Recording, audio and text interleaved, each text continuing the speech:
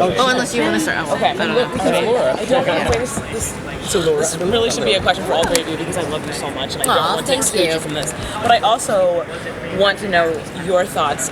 We were just sort of talking about how the Paladins and Lotor's generals feel very much like mirror versions of each other.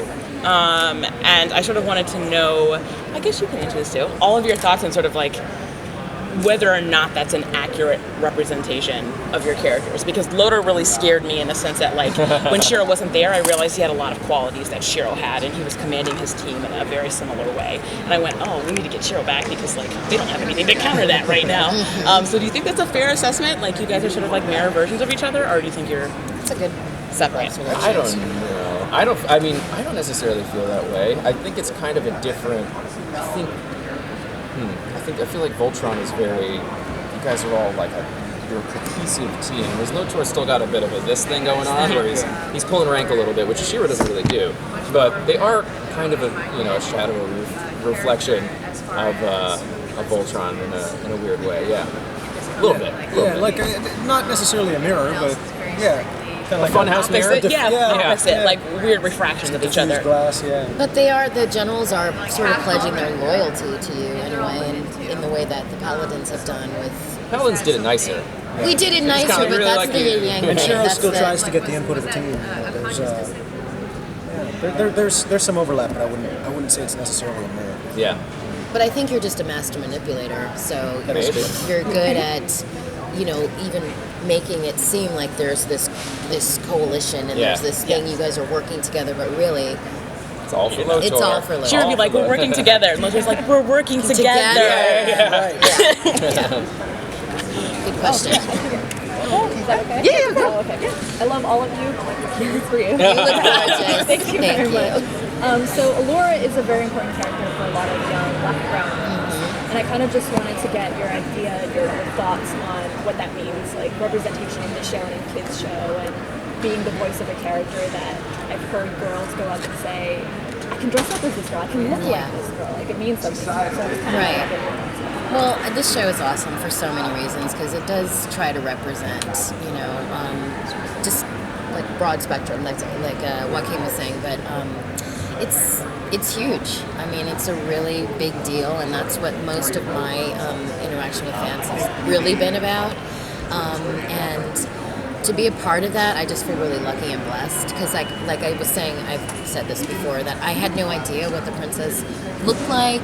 When I was cast, I didn't know what what color her skin, anything like that. She's an alien, so they could have gone in any direction. And I voice a lot of different characters, not just African American characters. So when I saw the art for the first time, it was really special, and I was very emotional, and I was actually a little choked up because I knew that it was going to be huge and really well received, and that it would affect a lot of girls.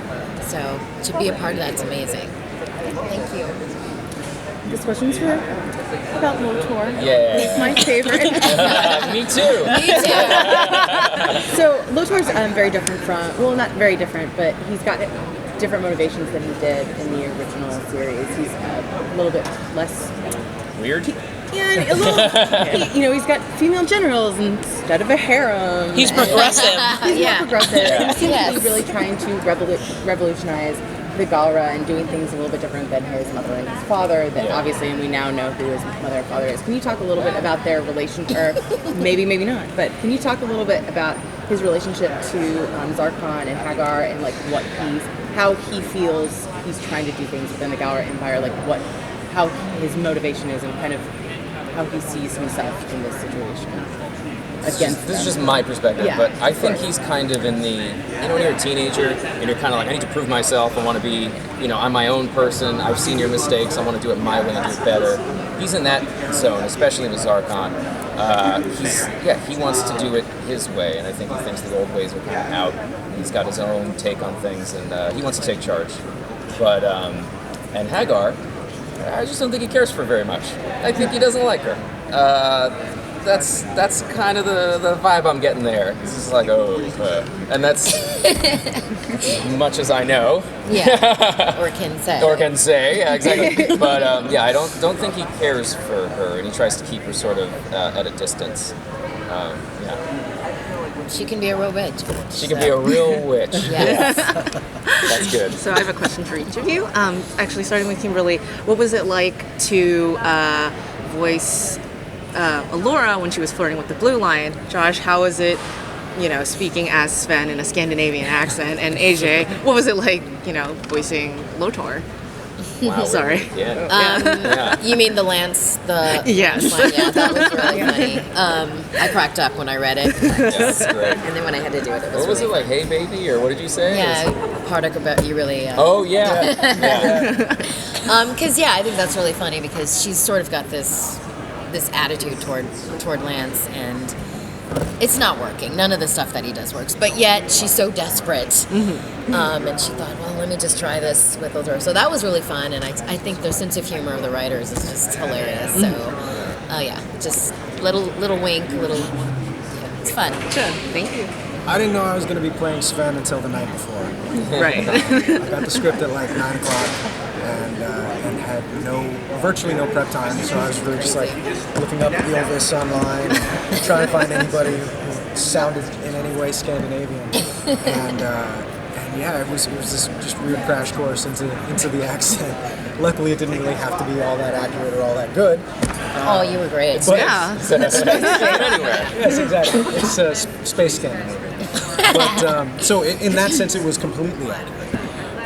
But it was a lot of fun. We had a lot of fun in the booth. Everybody was cracking up, and that kind of put me at ease. I was like, all right, I don't really have to worry about it as much. And, it was interesting. It's his yoo-hoo is my ringtone. Can you do it? Yoo-hoo. Yeah. So, I'll do it. I'll find it while you're answering. Okay. We're not just holding it. What am I asking? Oh, what's it like voicing Lotor? Yes.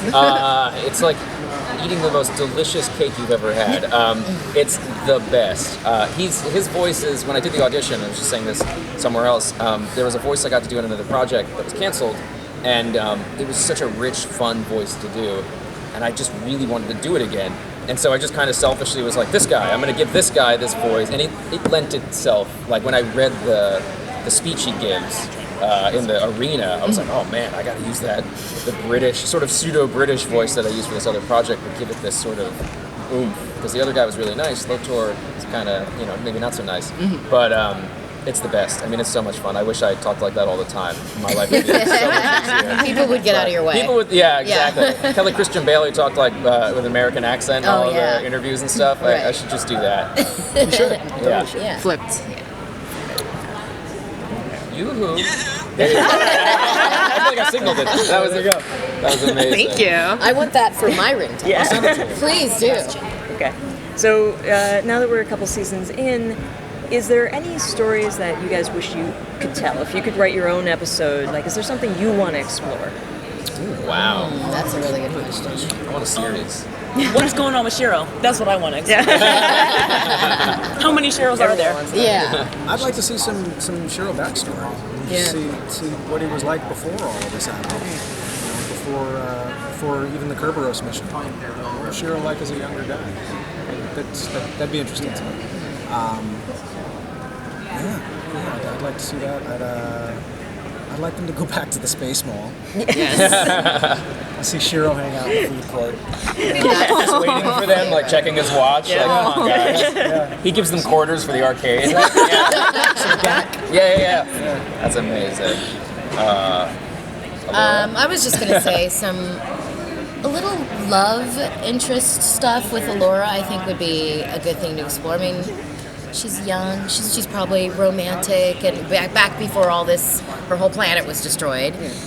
She was just a princess, and she probably had suitors and was going to, I don't know, balls and just having fun. And I wish that she could have that. We could visit that instead of just all this fighting war stuff. So I want the opposite. I want the Lotor prequel where he see him trying to earn his stripes and because he's clearly been through a lot before we meet him. Sure. So I think just sort of the rough and tumble, what Lotor was up to prior to all this. I mean, that could be an endless series. yeah. We'll just keep going back further and further, like Star Wars is a prequel to the prequel to the prequel. Young Obi-Wan. And maybe Lotor and Allura had some sort of relationship. Maybe they did before your father went. Yeah, exactly. Maybe. Who knows? Who knows? Yeah. So that would be interesting. Great question. Thank you. Thank you so much. guys. Thank you. so much. Thank you. Have a great rest of your con. Thank you, You too.